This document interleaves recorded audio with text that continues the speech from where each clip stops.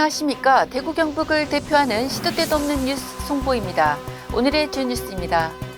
2024학년도 대학 수학 능력 시험은 초고난도 문항이 빠졌지만 국어, 수학, 영어 모두 변별력을 갖춘 것으로 분석됐습니다.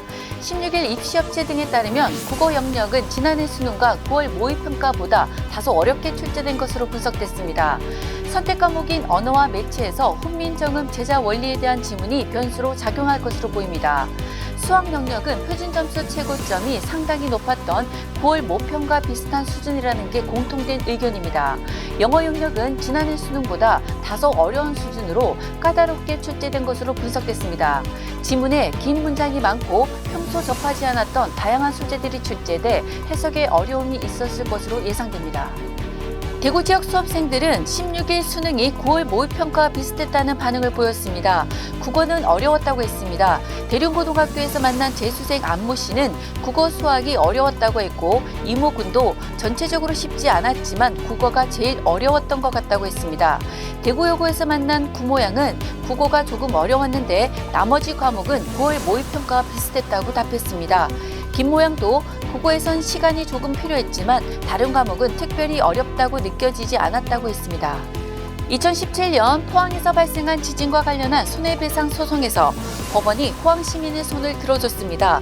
대구지방법원 포항지원 민사 1부는 16일 지진 피해 포항 시민들이 정부와 포스코홀딩스 등을 상대로 제기한 손해배상 소송에서 2017년 11월 15일 규모 5.4 포항 지진과 2018년 2월 11일 규모 4.6 여진을 모두 겪은 시민에게는 300만 원, 한 번만 겪은 시민에게는 200만 원을 지급하라고 판결했습니다.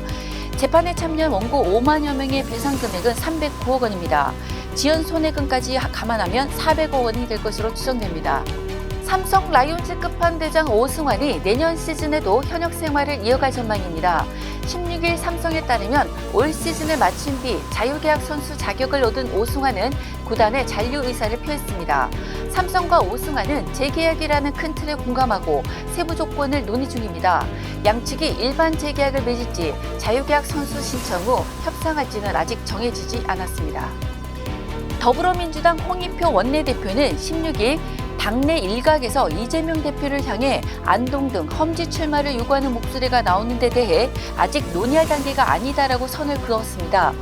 홍 원내대표는 이날 오후 대구시청 상격청사에서 홍준표 시장과 면담을 마친 뒤 기자들을 만나 총선 기획단이 이제 출범했고 당의 전략과 구도 등이 마무리되면 어떤 사람을 영입할지 인물 배치를 어떻게 할 건지 논의하게 될 것이라며 이같이 말했습니다.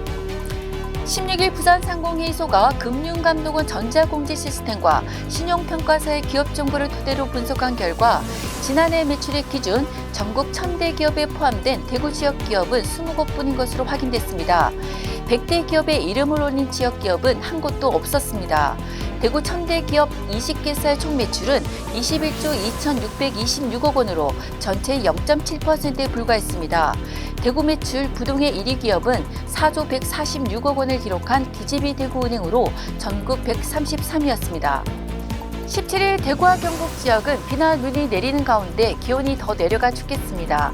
추위 속에 비와 눈이 얼어 길이 미끄럽겠습니다. 차간 거리 두고 속도를 줄이는 등 교통안전에 각별히 유의해 주시기 바랍니다.